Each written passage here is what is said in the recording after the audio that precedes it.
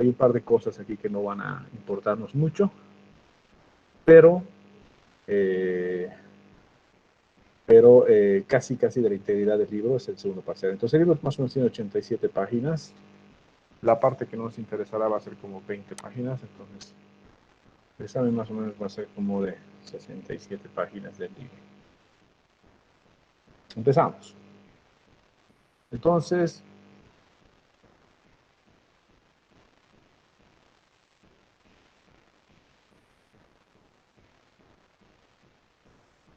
lo primero que vamos a ver es acostumbrarnos un poquito al libro, porque hemos estado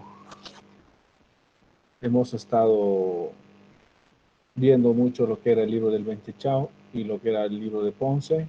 Entonces, prácticamente las definiciones son las mismas, pero a veces la nomenclatura no es la misma. Lo que varía entre libro y libro, entre autor y autor, usualmente es la nomenclatura, pero son variaciones muy pequeñas que hay que darse cuenta a un inicio y luego ya uno puede seguir el libro, ¿no? Entonces, por definición, tengo una sección cualquiera y B es el ancho superficial. Bueno, una cosa tal vez que es necesario decir antes de que avancemos aquí. El libro, por si acaso, está en inglés, ¿no? Pero es un inglés técnico. Además, lo vamos a ir viendo conmigo a medida de ir avanzando. Entonces, todos, por favor, si necesitan ayuda en alguna traducción, vayan anotándose a medida que vamos avanzando conmigo el libro. Pero el inglés técnico es un inglés muy sencillo. Si tú llegas a saber el vocabulario del inglés técnico, seguro que puedes leer luego cualquier libro técnico. O sea, este inglés técnico es muy sencillo. No tiene nada que ver con aprender de gramática inglesa para poder leer Shakespeare. No nada que ver. Entonces, de todas formas, lo vamos a hacer conmigo. Todas las clases vamos a seguir el libro, entonces aconsejo que todos se descarguen el libro y que vayan anotándose en el libro comentarios y las cosas que vamos traduciendo, ¿no? Entonces, esta es la seccióncita que tenemos. Puede ser cualquier sección de cualquier canal. En este caso, para ver un poquito las definiciones, ¿no? B, mayúscula, va a ser el ancho superficial. En el libro de Berlamont, y en el libro de Benchechao y en el libro de Ponce, ellos toman T. Pero aquí para Berlamont es B mayúscula. H sigue siendo la profundidad de agua. Esta, la profundidad mayor de agua que hay. A sigue siendo el área mojada, wetted section.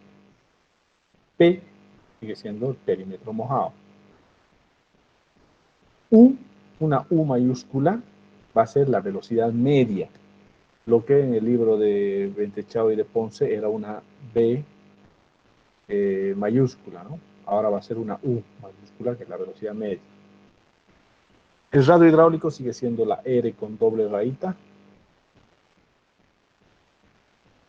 Y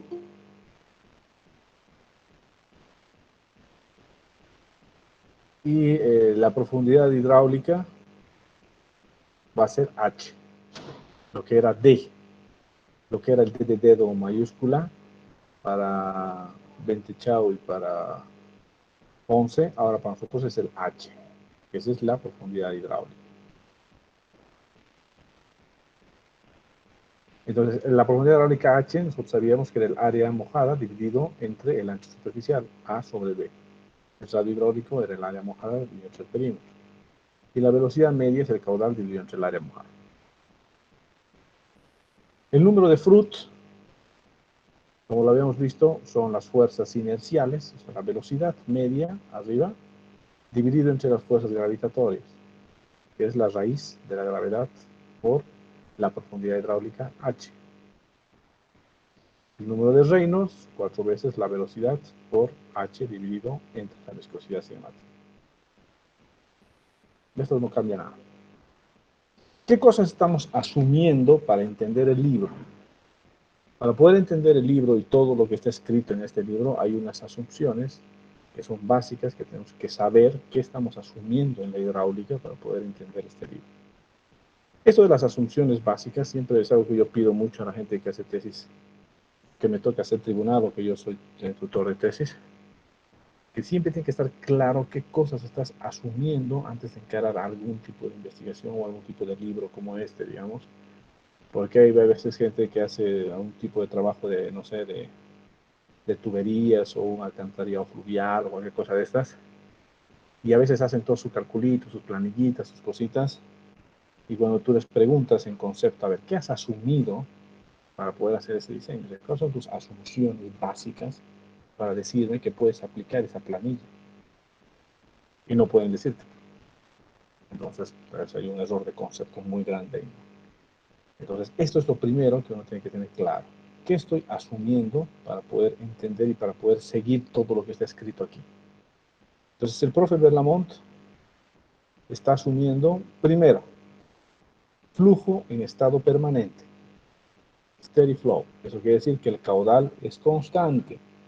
Yo les había dicho a inicios del semestre que tanto en hidráulica 1 como en hidráulica 2, ustedes solamente van a aprender steady flow o flujo permanente, al régimen permanente, caudal constante.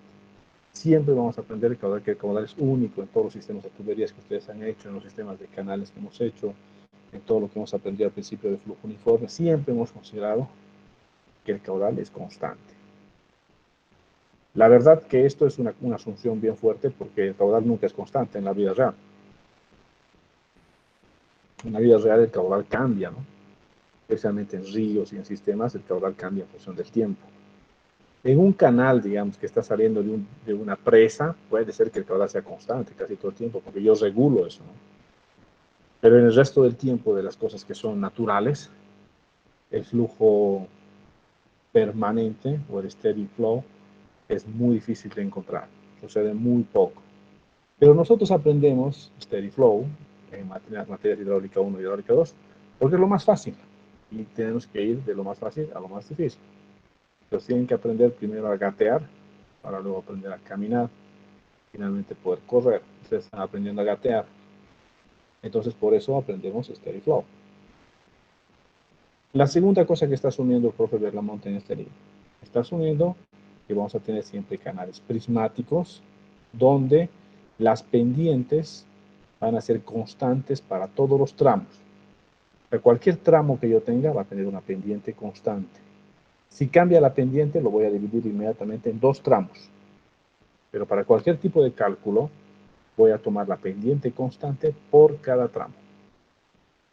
Y lo segundo que estoy viendo es que va a haber un cambio del área respecto de la altura. El cambio, la derivada parcial del área respecto de la altura va a ser igual a el cambio del área respecto de la altura. O diferenciar la parcial.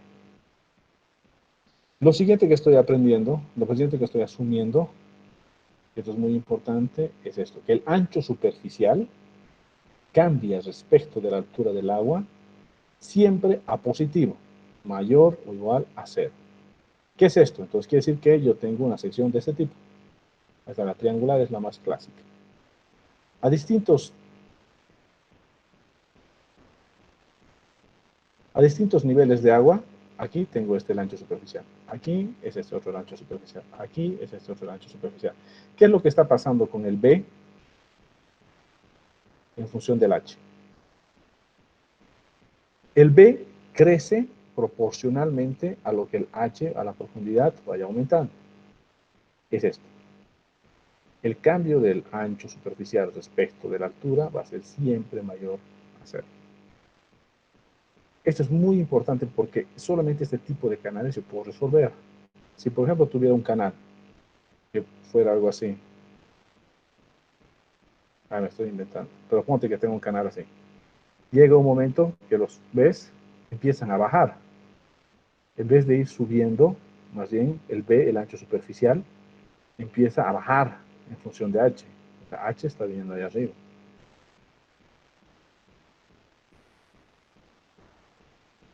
H está yendo hacia arriba, ¿no? Ese tipo de canales no puedo resolver con todo lo que voy a aprender en hidráulica 2. Todo lo que vamos a aprender ahora en hidráulica 2 es esto. Es a poder resolver el flujo cuando el cambio del ancho superficial respecto de la altura de agua es positivo. La siguiente cosa que estamos asumiendo una distribución uniforme de velocidades. Eso quiere decir que como la distribución es uniforme, yo puedo considerar que la velocidad media, esta, es representativa. Estoy asumiendo que vamos a seguir la ley hidrostática de presiones. La distribución de presiones es hidrostática. Quiere decir que la distribución de presiones es lineal. La presión aumenta en función a la profundidad. Es rho GH, rho densidad, gravedad, por profundidad es presión. La relación es lineal. Estoy asumiendo que todo lo que voy a aprender sigue la ley hidrostática de presiones. Habíamos visto en el libro de Ponce que no siempre se cumple la ley hidrostática de presiones, ¿no? En canales cóncavos, convexos, en otro tipo de canales, no se cumple la ley hidrostática de presiones. Pero entonces lo que vamos a aprender nosotros aquí en el libro del Berlamont es que la ley hidrostática de presiones se cumple. Entonces, con estas 5 asunciones, ya sabemos todo lo que necesitamos asumir para poder entender este libro. Todos los cálculos que vamos a aprender en este libro están asumiendo de entrada estas 5 cosas.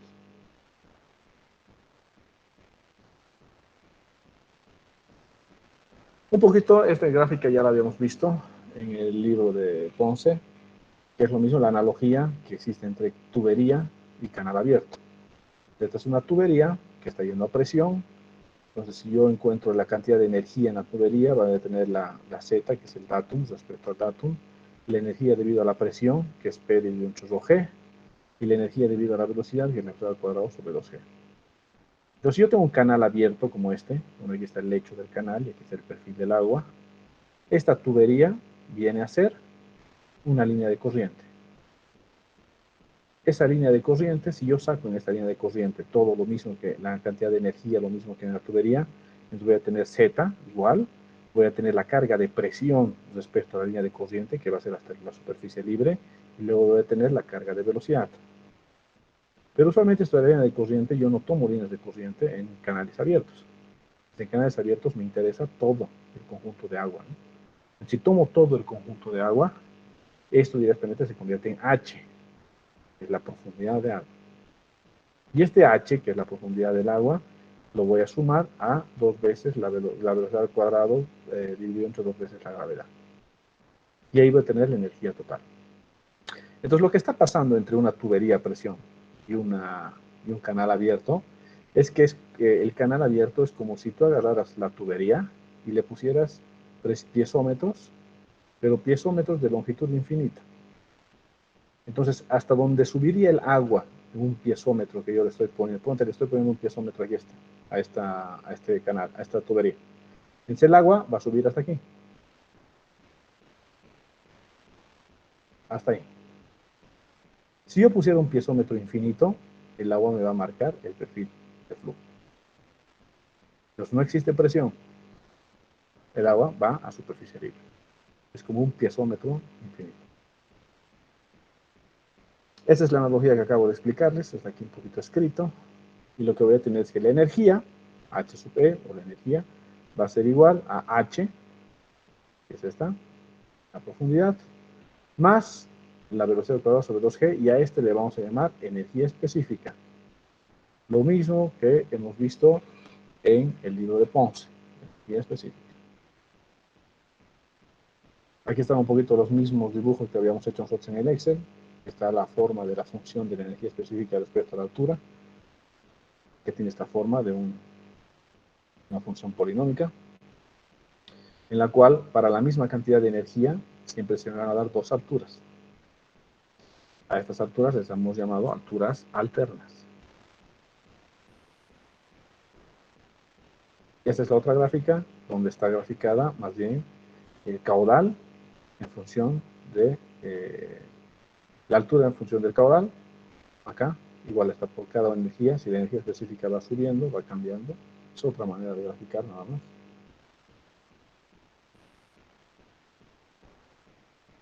Y lo que hacíamos es, para encontrar la altura crítica, nosotros agarrábamos y derivábamos la energía específica respecto de H y le igualábamos a 0.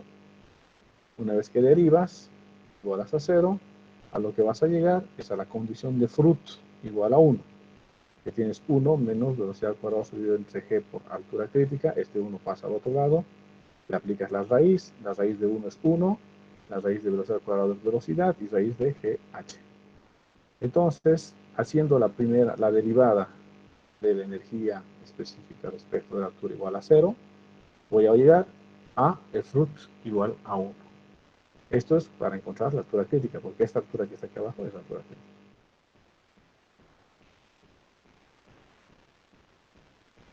Nosotros hemos dicho, para cualquier cálculo, para cualquier otro cálculo hemos dicho que nosotros vamos a considerar esta H puede ser la altura crítica si estamos hablando de una sección rectangular, pero para cualquier otra sección, esta es la profundidad hidráulica, ¿no?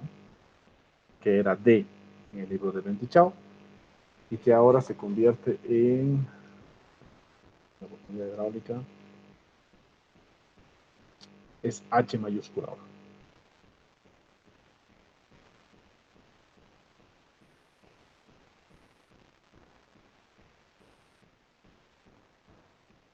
Entonces esa es la manera de encontrar la altura crítica o la condición crítica de flujo. Si lo veo desde el punto de vista de un flujo gradualmente variado, ahora, ¿qué es lo que está cambiando en el flujo gradualmente variado respecto a lo que hemos hecho hasta ahora, que era flujo uniforme? Que el agua, el perfil del agua cambia en función a la distancia. En el flujo uniforme siempre es paralelo al lecho. En el flujo gradualmente variado cambia en función de la distancia. Entonces eso quiere decir que a medida que va avanzando el agua, está ganando velocidad, por ejemplo, va a ir bajando su tirante. Antes tenía tirante H1, después tirante H2, después tirante H3.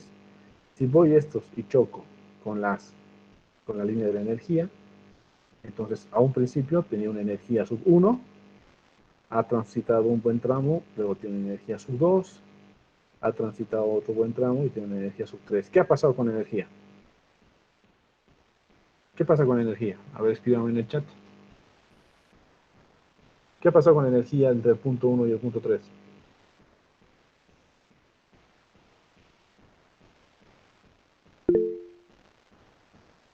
Ahí nos dice Luis que se pierden. Efectivamente, la energía se está perdiendo. ¿Por qué? Porque si se fijan el eje, aquí está el 0, ¿no? Aquí es el 0. Entonces la energía 1 es mucho mayor que la 2, mucho mayor que la 3. Entonces está disminuyendo la energía. ¿Por qué está disminuyendo la energía? Porque el movimiento del agua hace que la energía se disipe. ¿Por qué? Por motivos de fricción, por motivos de contracción, puede haber cualquier motivo. Pero la energía se está disipando.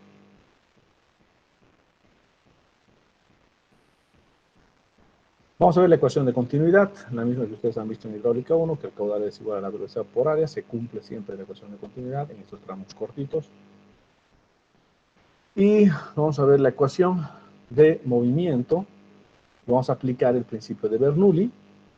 Ustedes han visto ya el principio de Bernoulli, hemos hecho también igualdad de energía, igualdad de momentum para su primer parcial, para lo que van a dar la próxima semana. Ese es el principio de Bernoulli. Entonces tengo dos secciones, la sección 1 y la sección 2. Este es un canalito inclinado, donde el perfil del agua está yendo así, está bajando. La línea de la energía es esta, la punteada. Este es el perfil del agua y este es el lecho del canal.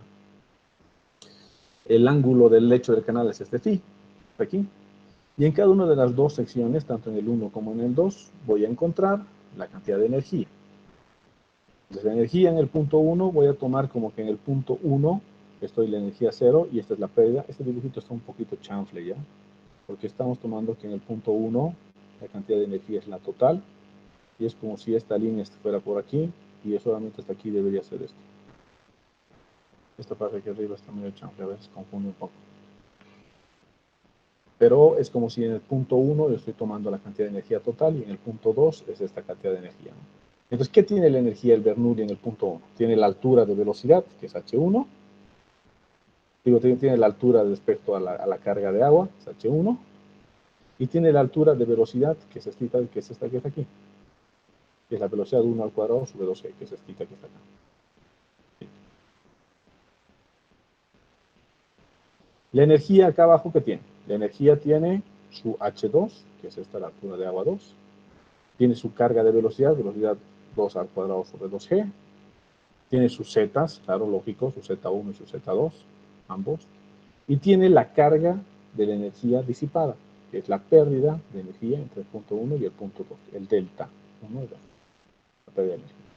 Si esto lo escribo en forma de ecuación, es así, entonces yo tengo el cambio entre la sección 1 y la sección 2 de la carga de presión, que es la carga que es el tirante de agua, más el cambio en Z, que es la altura, respecto al datum, más el cambio en la energía cinética, que es la velocidad al cuadrado sobre 2G, más el cambio en la aceleración respecto al tiempo y la posición.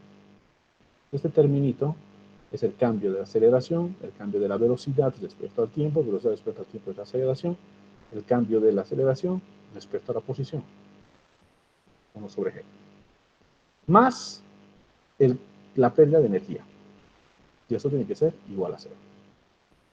Esta es la ecuación de conservación del momentum o conservación de la energía mecánica entre el punto 1 y el punto 2. De esta ecuacióncita, de lo que nos vamos a librar va a ser de la aceleración. ¿Por qué? Porque no cambia nada en función del tiempo. Hemos dicho que nosotros vamos a aprender únicamente flujo permanente. El flujo permanente quiere decir que el caudal es constante y nada cambia en función del tiempo. Entonces, como nada cambia en función del tiempo, la velocidad tampoco cambia en función del tiempo. Entonces, este cambio es 0. Entonces, todo esto se va. Y solamente nos quedamos con estos tres términos más el cambio de energía. Este cambio esta caída de la energía del punto 1 al punto 2 va a ser igual a la pendiente de la energía multiplicado por la distancia que ha transcurrido. Si despejo la pendiente de la energía, va a ser SF, va a ser igual a el cambio en la energía, en la línea de la energía, dividido entre el cambio en S. Esa es la posición. Ese es todo el tiempo, S minúscula va a ser la posición. Este sería S sub 1, este sería S sub 2. Esa es la posición. Aquí está. S. Entonces el cambio en la posición, el cambio en la línea de energía, la pérdida en la línea de energía respecto al cambio en la posición. A eso conocemos como fricción, ¿no? Entonces, si estamos asumiendo que seguimos, que es una sección hidrostática, entonces Z, que es esta, la altura al lecho, Z1, más la presión P1 sobre ρg, le vamos a llamar Z'. Ese Z', si lo proyecto hacia la vertical, va a ser Z1 mayúscula más H1 coseno de phi. O, si le aplicamos una diferencial, va a seguir siendo Z mayúscula más H coseno de phi. Como estamos asumiendo que hay una distribución uniforme de velocidades y que todas las velocidades son paralelas al lecho del canal, podemos obtener, después de dividir todo, dividido entre delta S, o sea, voy a agarrar todo esto lo voy a dividir entre delta S. 0 dividido entre delta S sigue siendo 0.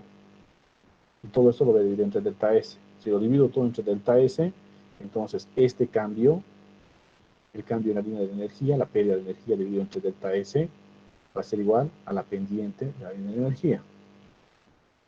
Y todos los demás términos igual los voy dividiendo, esto se convierte en SF. Este otro, la diferencial de Z respecto a DS, es la pendiente del canal, porque Z es la altura del canal, estas son las Z. Teníamos que habíamos encontrado esto, que la diferencial era Z más H coseno de phi, nos quedamos con H coseno de phi, el H coseno de phi sería coseno de phi, diferencial de H respecto de S. Este era el término de la velocidad al cuadrado sobre 2G, dividido entre la diferencial de S Va a ser la velocidad sigue al cuadrado aquí y dividido entre 2g aquí, le falta un 2. Dividido entre 2g. Todo lo que era el cambio de la velocidad respecto del tiempo, hemos dicho que nos libramos de esto y se nos facilita la vida tremendamente. Más la pérdida de la energía, SF. Todo esto es igual a 0.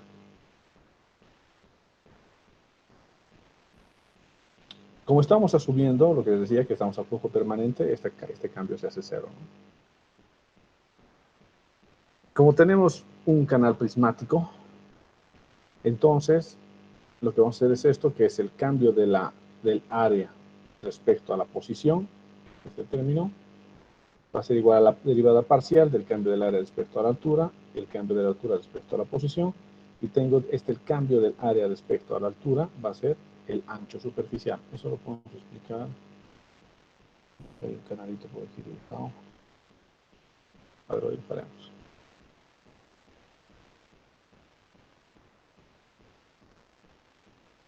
Lo que estoy diciendo es eso, vamos a irnos a la pizarra ya.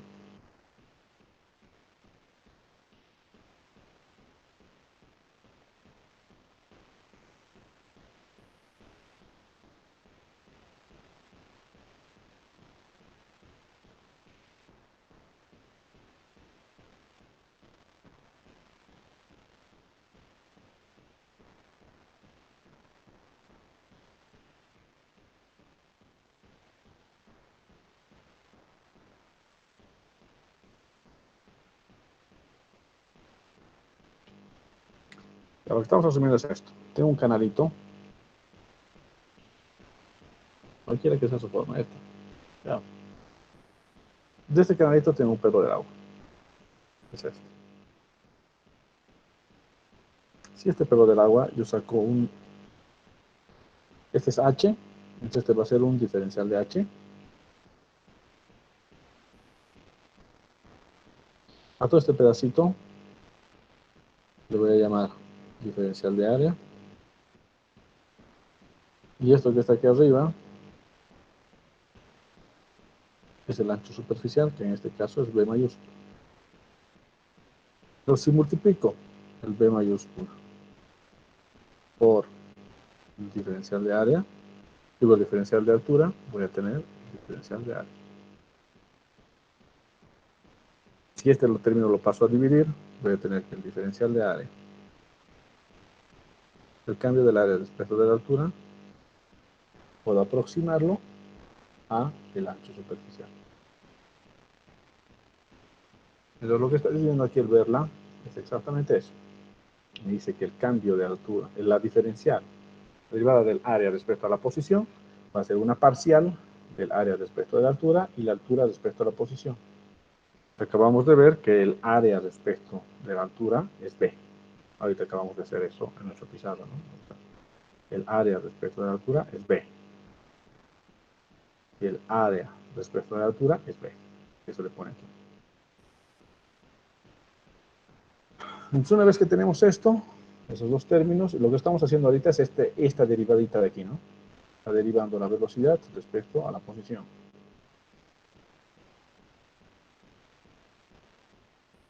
Entonces, tengo el 1 sobre 2g, 2 veces gravedad sale fuera, estamos derivando la velocidad al cuadrado respecto de la posición. El 1 sobre 2g sigue afuera, porque es constante. La velocidad al cuadrado se va a convertir en caudal al cuadrado dividido entre área al cuadrado. El caudal al cuadrado sale fuera porque es constante. Tengo la derivada de 1 sobre área al cuadrado respecto a la posición. Esta área sería elevado a la menos 2, está aquí arriba. Entonces el menos 2 baja para derivar y el 2 con el 2 se va y queda negativo. Y menos 2 menos 1 se convierte en menos 3. Y me queda la derivada de A respecto de S. Esta derivada de A respecto de S, hemos dicho aquí que es B, que es el cambio es B el ancho superficial, por el cambio de altura respecto de la posición, que lo reemplazo aquí. Y entonces la derivada de la energía, ¿está? La derivada respecto a la posición de la carga de energía cinética, es esta. Entonces vuelvo a reemplazar todos los términos en esta mi ecuación grande, donde tengo que el cambio de Z respecto de S va a ser la pendiente en negativo, menos SO.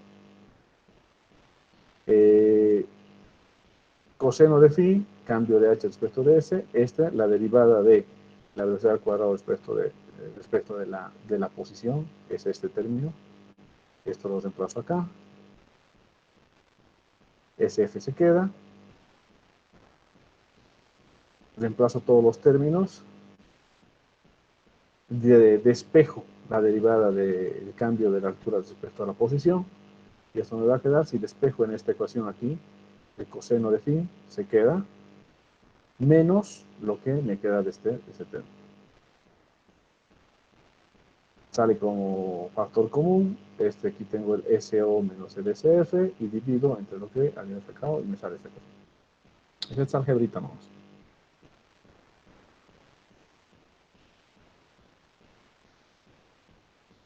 De esta ecuación, puedo ver que el coseno de phi lo puedo reemplazar por la raíz de 1 menos pendiente del terreno elevado al cuadrado. Y el otro término tiene este alfa, que es la constante de distribución de velocidad. Y ahora puedo hacer 1, porque hemos dicho siempre desde el primer parcial, desde la primera materia, que el alfa, salvo que yo les diga y les dé algún valor, ustedes siempre van a considerar 1. Si lo considero 1, me queda así. Pues al final,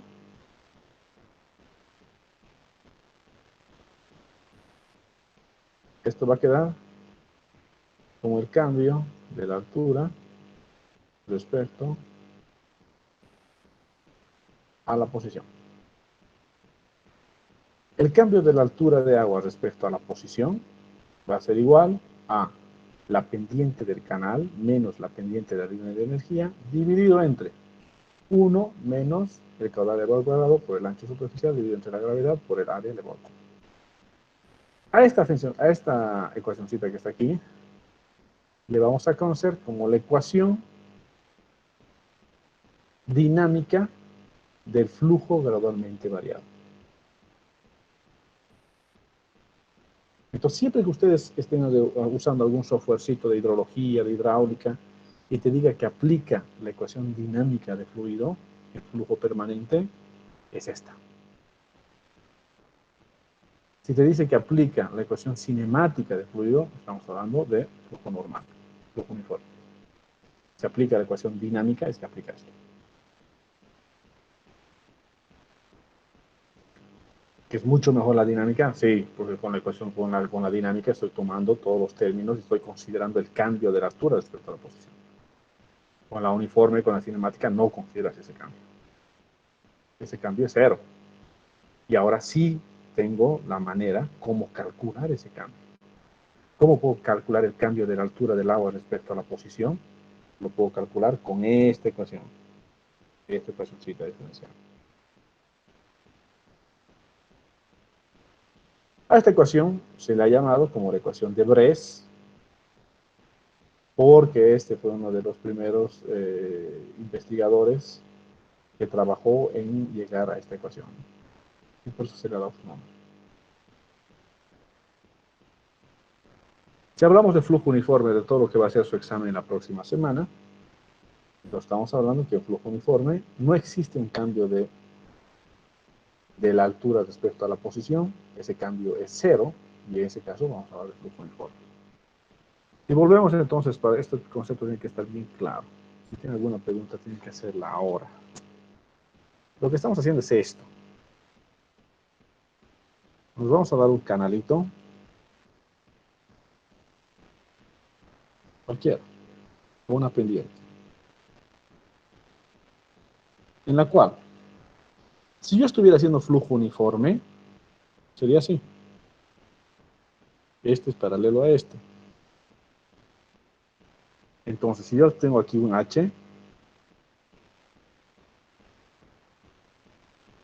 H1, aquí un H2, bueno, he dibujado un poquito chanfle, ¿no? Pero supongamos que H1 y H2 están igual, son lo mismo. Entonces, el cambio de H1 y H2 respecto a la posición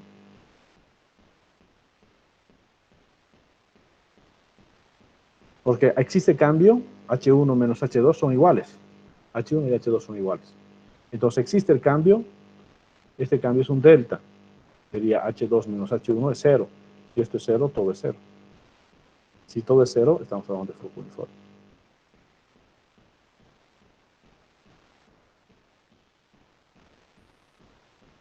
Pero, ¿qué pasa ahora? Pues ya no es tan facilito esto, ¿no? Ya no es tan facilito. Ahora, yo sé que el agua hace esto.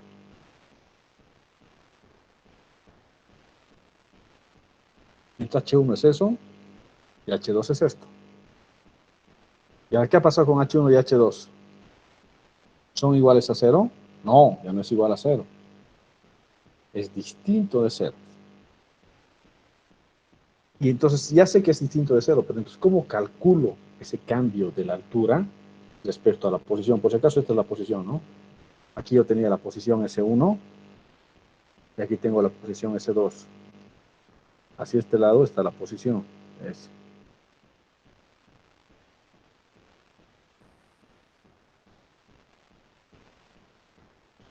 Entonces este cambio es igual a 0. ¿Y a qué va a ser igual este cambio ahora? Este cambio va a ser igual a esto.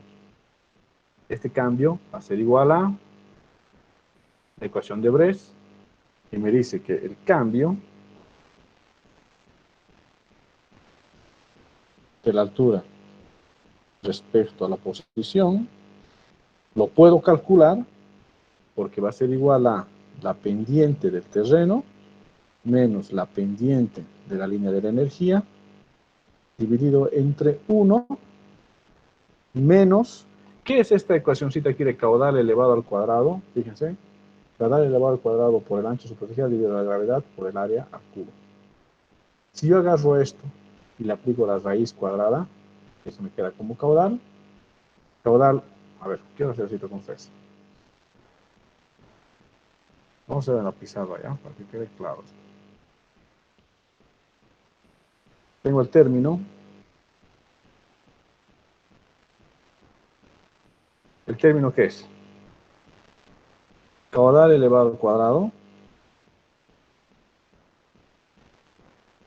por ancho superficial B dividido entre gravedad, vamos a hacer así, dividido entre área elevado al cubo, vamos a poner área elevado al cuadrado, multiplicado por área, por gravedad.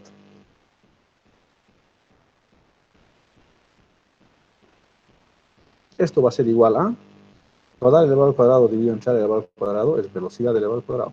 Velocidad elevado al cuadrado. El ancho superficial B puede bajar y va a ser área dividido entre B por gravedad. ¿Correcto? A este término yo le puedo aplicar la raíz cuadrada a ambos, arriba y abajo, y me va a quedar velocidad dividido entre la raíz de la gravedad por el ancho superficial, digo, por la profundidad hidráulica H.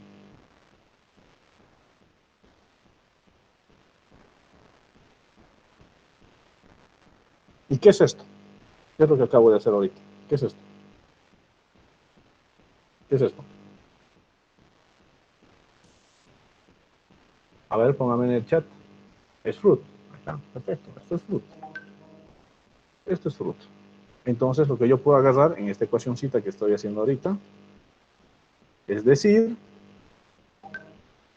que esto va a ser igual a esto, 1 menos root elevado al cuadrado.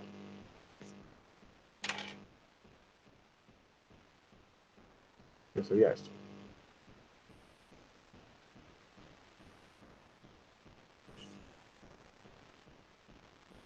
Entonces, ahora yo sé que el cambio de la altura respecto a la posición, una cosa que tienen que darse cuenta mucho, que la posición es S minúscula y las pendientes son S mayúscula. La pendiente del terreno es S mayúscula, y la pendiente de la energía S mayúscula sub F y este sub O.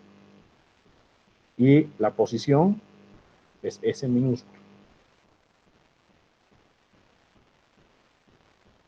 Entonces lo que estoy haciendo es calcular cómo va a ser ese cambio en función a un punto que conozco. Ponte que yo conozco este puntito,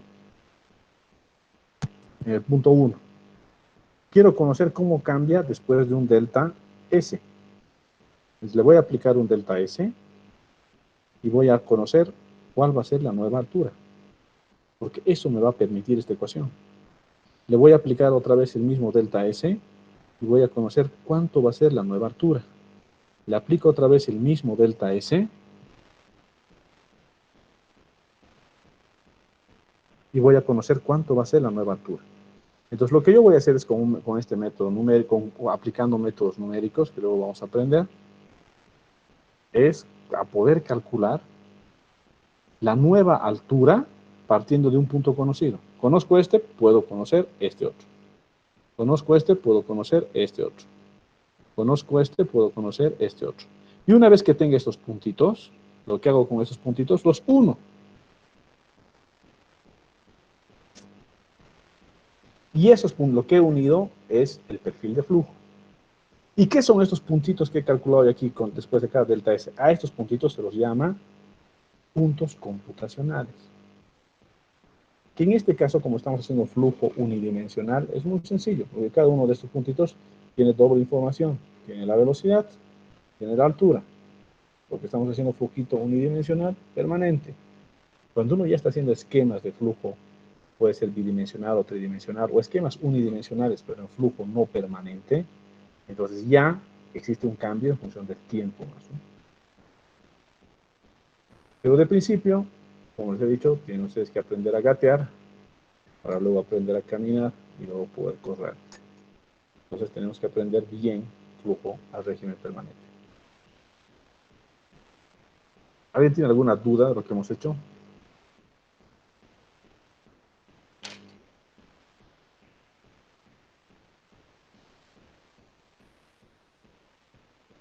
Volvamos al libro de Berla.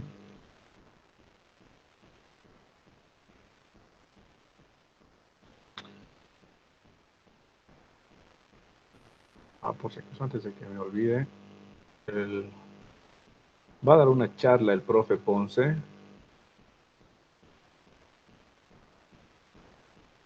el 11 de noviembre, de la próxima semana. La próxima semana, el miércoles, va a dar una charla y me ha mandado invitación y yo les voy a mandar a ustedes, por si alguno de ustedes quiere. Les mando al grupo.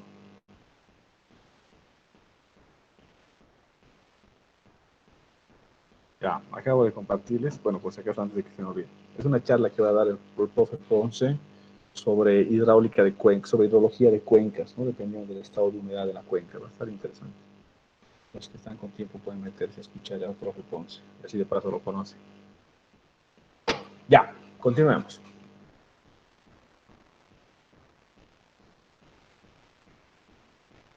Eh, entonces acabamos de ver esta ecuacióncita. Este es el cambio de altura respecto a la posición, que es esta, que es la ecuación de Bress.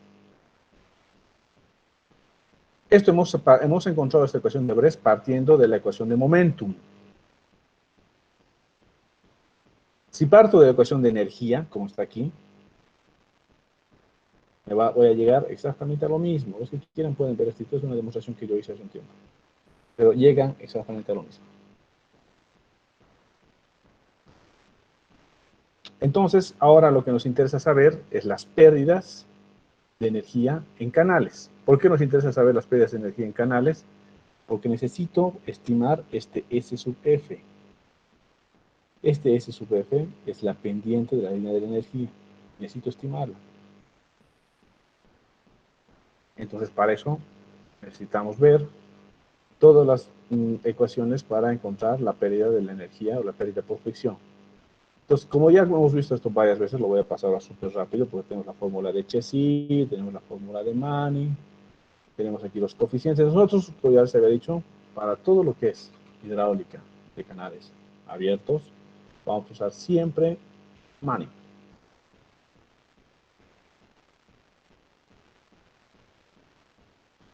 Entonces, si en la ecuación de Manning despejo la pendiente de la energía, me sale esto. La pendiente de energía va a ser igual al Manning elevado al cuadrado, caudal elevado al cuadrado, perímetro mojado a la 4 tercios, área a la 10 tercios. Entonces, este término que está aquí, yo lo voy a usar para reemplazarlo aquí. Porque voy a usar Manning directamente. Entonces aquí me da un poquito de coeficientes de Manning, de distintos, una tablita muy resumida y algunas ecuaciones en función al D90, parecido a lo que está en el libro de Ponce, ¿no? Otros métodos para cálculo, que es el White-Corbrook, que es el método iterativo para calcular el F de la fricción. ¿Ya han visto ustedes en hidráulica 1 esto? Voy a pasar porque nosotros nos quedamos con Manning. Y pasamos a lo que es directamente el cálculo de la altura normal. La altura normal es cuando nosotros estamos asumiendo uniformidad. Eso quiere decir que la pendiente del canal se iguala a la pendiente de la línea de la energía. Entonces, dentro de la ecuación de Manning, o la ecuación de White-Corbrook en este caso, reemplazo SF por S sub O y tengo que despejar todo lo que son las alturas. Y esa altura que despejo es la altura normal. Es de lo que va a ser su examen la próxima semana. Altura normal. Entonces, puedo encontrar la altura normal únicamente despejando en la ecuación de Manning, como está aquí en la ecuación de Manning. En lugar de ser este SF, ahora se convierte en SO. ¿Por qué? Porque estoy asumiendo flujo uniforme. SO es la pendiente del canal. El área mojada y el radio hidráulico dependen de la geometría. Si es una sección rectangular, trapezoidal o triángulo, cualquier cosa, eso cambia. Y de aquí se convierte en una ecuación implícita. Y esa ecuación implícita la resuelvo con el solver de sus calculadoras. La altura crítica, asumo que la ecuación de Fruit igual a 1. Y de esta ecuación con Fruit igual a 1, puedo el área mojada y el ancho superficial, los encuentro con funciones de h, depende si es rectangular, si es trapezoidal, triangular o si es un caudal natural, son funciones de h. Y lo mismo me da una ecuacióncita que es implícita, podría ser igual a 0. Esta ecuacióncita implícita igual lo resuelvo con el solver de sus calculadoras, o con el solver del Excel, o con cualquier sistema de solución de ecuaciones implícitas, y voy a encontrar la altura crítica. Entonces, de principio ya puedo encontrar la altura crítica y la altura normal. Algunas cosas de la altura crítica. La altura crítica se va a incrementar en función a que se incremente el caudal. Existe solamente un valor de altura crítica para un caudal dado. No puede existir más de uno. La altura crítica es prácticamente independiente de la pendiente, porque la pendiente no entra en esta ecuación, no hay pendiente, no juega ningún rol. La altura crítica está definida con una pendiente que es menor, para pendientes menores a 0, ¿no? También puede ser definida la altura crítica para pendientes igual a 0 e incluso para pendientes menores a 0. En canales horizontales puedo calcular la altura crítica, pero no la normal. Y en canales adversos puedo calcular la altura crítica, pero no la normal. La altura crítica es independiente a la fricción, al Manning o a cualquier fricción. ¿Por qué?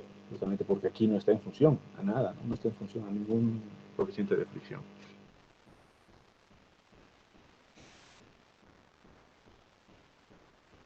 La pendiente crítica es donde se iguala, la altura crítica se hace igual a la altura normal. Cuando las dos se hacen igual, vamos a tener la pendiente crítica. Esto ya sabemos, hemos hecho ejercicios, hemos hecho un montón de esto.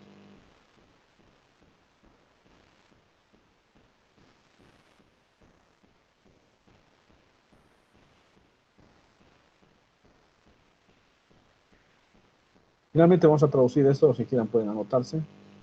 Dice, la pendiente de un canal es menor que la pendiente crítica, por lo tanto va a causar flujos lentos y subcríticos.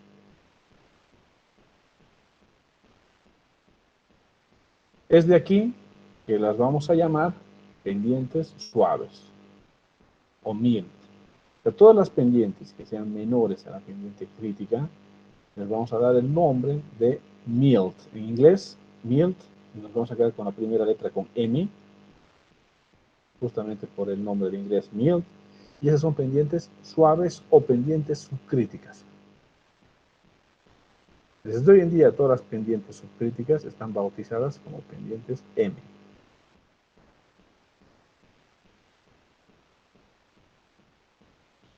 Una pendiente mayor que la pendiente crítica va a resultar en flujos muy rápidos y en un estado supercrítico.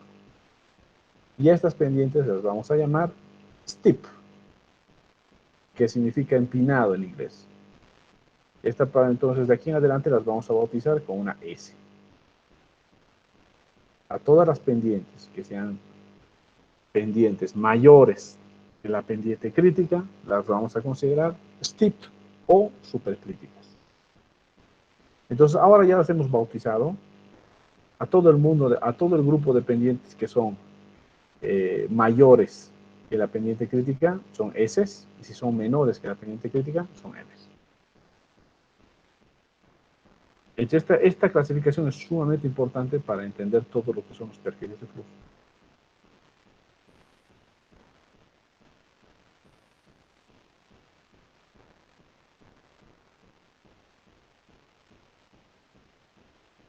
¿Se entendió todo hasta aquí?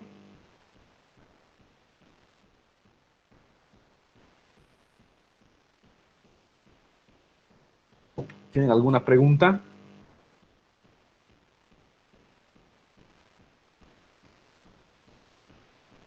¿Alguien tiene alguna consulta hasta acá?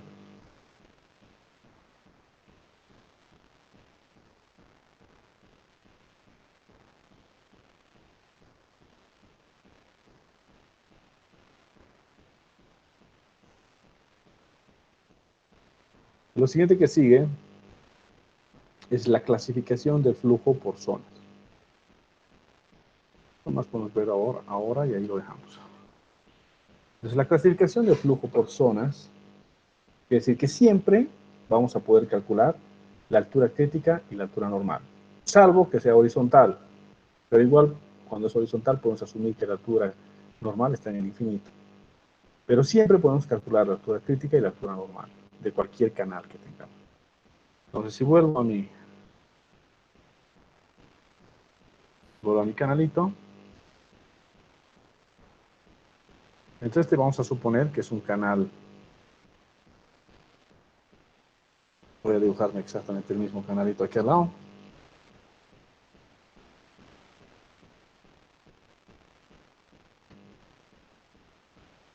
Entonces, esto es un canal rectangular.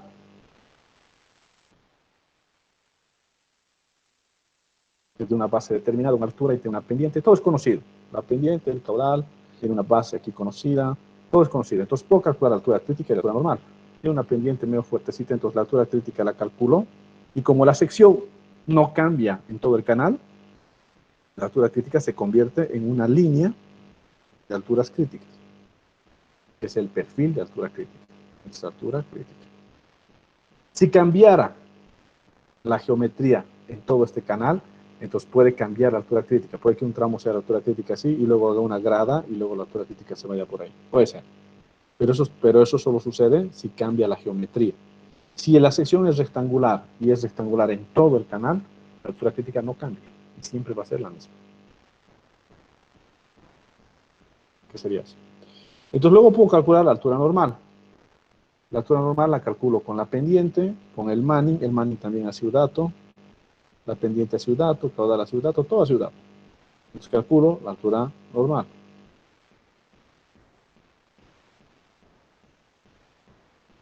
Y la altura normal es siempre la misma en todo el canal. ¿Por qué? Porque no cambia la rugosidad, porque no cambia la pendiente. Si la pendiente cambia o cambia la rugosidad, ponte que el primer tramo sea concreto y el segundo tramo sea enrocado, o sea cualquier otra cosa, es muy probable que esta altura normal cambie y haga cosas así. Pero en nuestro caso no. Ahora que estamos viendo no pasa nada de eso.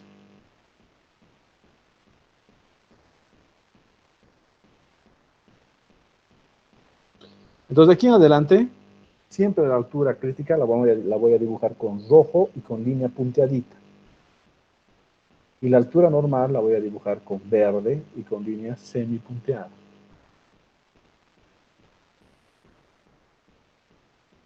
Entonces puedo calcular siempre la altura crítica y la altura normal.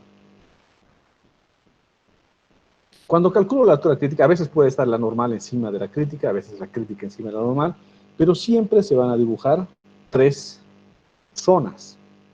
La zona 1 está encima de la curva más alta, la zona 2 está en el medio entre las dos alturas, y la zona 3 que está entre la altura más baja y el lecho. Entonces de aquí en adelante ya tengo un número para definir el lugar donde se da cada perfil, va a llevar este número. Si el perfil del agua se va a dar en la zona 1, va a llevar siempre un 1. Si el perfil del agua se va a dar en la zona 2, va a llevar siempre un 2. Si el perfil del agua se va a dar en la zona 3, va a llevar un 3. Para poder definir los perfiles de agua voy a usar una letra y un número, siempre. La letra va a estar en función a la pendiente, ahorita acabamos de leer, si es una pendiente suave es M, si es una pendiente fuerte es un S, si es una pendiente adversa va a ser A, si es una pendiente horizontal va a ser H, si es una pendiente crítica, donde se va a igualar la altura normal con la crítica, va a ser una C. Entonces la voy a definir, todos los perfiles de flujo los voy a definir con una letra y un número.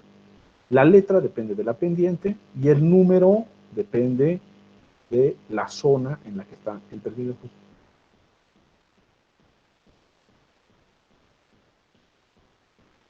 Entonces, con esos dos, tanto con la pendiente, tanto con la letra como con el número, voy a definir todos los perfiles de flujo.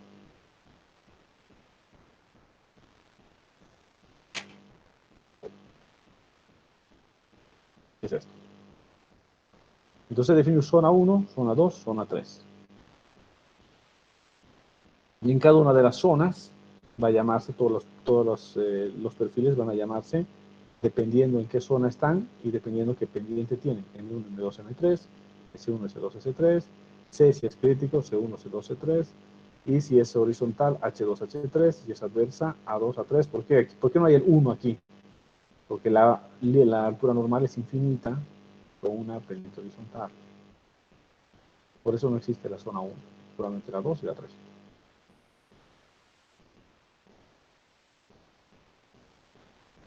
Ok, yo creo que está bien que lo dejemos aquí ahora. Luego el jueves vamos a continuar. Y el jueves también, si es que tienen algunas preguntitas sobre su examen, van a tener chance ahí unos minutitos. Si es que alguien tiene alguna pregunta sobre el examen, lo podemos hacer el jueves. Y luego vamos a continuar con la materia el jueves. El examen es el viernes 13, ¿no? ¿Ustedes? Sí, viernes 13 es su examen. Entonces, no sé si alguien tiene alguna consulta de todo lo que hemos visto hoy.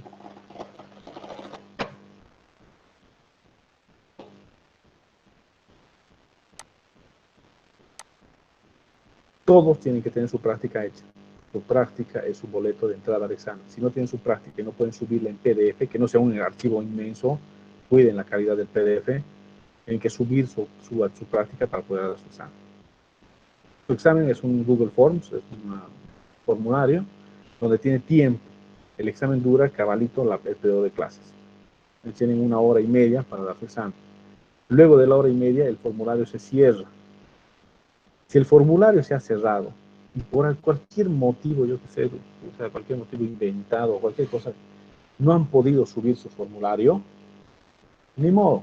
Lamentablemente no acepto ningún examen que me manden, ni por correo electrónico, ni menos por mensaje a WhatsApp. Entonces, ustedes ya saben qué día es su examen y a qué hora es su examen. Si por algún motivo están en un lugar donde el internet no es constante, que corren ciertos riesgos, busquen otro lugar donde dar su examen. Pero por lo menos esa hora y media tienen que garantizar que pueden dar el examen. Que su cámara esté prendida a la hora y media. ¿Okay? Exámenes no se aceptan si no es con el formulario. Es como si, por ejemplo, terminamos de dar el examen en el curso, yo ya me estoy yendo y vayan, me agarran en mi auto y me metan por la ventana el examen. Es como si quisieran que les haga valer eso. Imposible. Eso no va a valer nunca. Entonces, únicamente pueden dar en ese tiempo. Todos tienen que tener su carnet de identidad en el momento de dar su examen. Sí, las preguntas que son gráficas pueden hacerlas en Excel y pegarlas a su informe que es en PDF. ¿Ok? ¿Tienen alguna otra consulta? Ingeniero, ¿a qué se refiere con formulario? Es el Google Forms. El Google Forms. Nos han dado ya 3 exámenes en Google Forms seguramente, ¿no? Yo les voy a mandar un link. Ustedes van a entrar a ese link y van a entrar al examen. Y en el examen van a entrar pregunta tras pregunta, tienen que seguir el Google Forms, luego van a cargar sus PDFs ahí, pero tienen que sacarle una foto a la pregunta que han hecho y la tienen que subir en PDF para cada una de las preguntas. Y luego tienen que enviarme el formulario con todos los PDFs. Solamente acepto los PDFs que han sido enviados por el formulario. Entonces estén listos, prepárense que sus celulares que saquen foto y que puedan convertir esa foto en PDF. ¿Ok? O si van a dar en sus compus también, que puedan comunicar su celular con su compu para poder mandar esos archivos. O sea, todo eso tienen que verificar antes de dar su examen.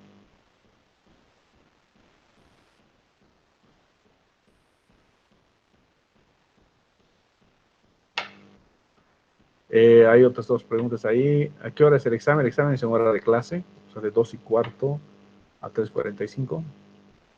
¿Se permiten formularios de las ecuaciones? Sí, o sea, un formularito básico para que no te equivoques en una cosa muy ridícula, no vale la pena tener. Eso también de los formularios de la geometría de los canales también pueden tenerlo. Un pequeño simulacro no creo que nos dé chance, no creo. No creo que nos dé chance. No creo que nos dé chance para hacer un simulacro. O sea, al final es lo Quizás, mismo, es en el Classroom. El examen sigue siendo en el Classroom, ¿no? Porque yo les voy a pasar el link por el Classroom. Y el link es en el Google Forms, que es parte del Google Suite, que es el Classroom. O sea, todo está ligado, ¿no?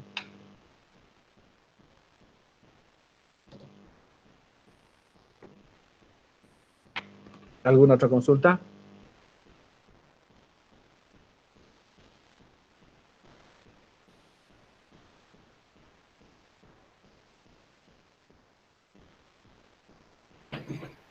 doctor, quizás un simulacro de 10 o 15 minutos, la última clase, los últimos 15 minutos del día jueves, ¿podría ser? A ver, voy a ver, si tengo ahí un Google Forms a la mano, como para mandar y que vean cómo funciona, se los voy a pasar. Pero a ver, si me da chance, si me da chance. No, pero el Google Forms es como cualquier formulario de encuesta que te llega, donde tú tienes que ir respondiendo una por una y luego subes tu encuesta, es exactamente lo mismo.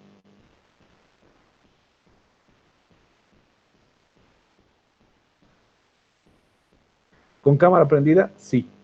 Con cámara prendida la hora y media. No pueden apagar cámaras. Nadie puede apagar cámaras.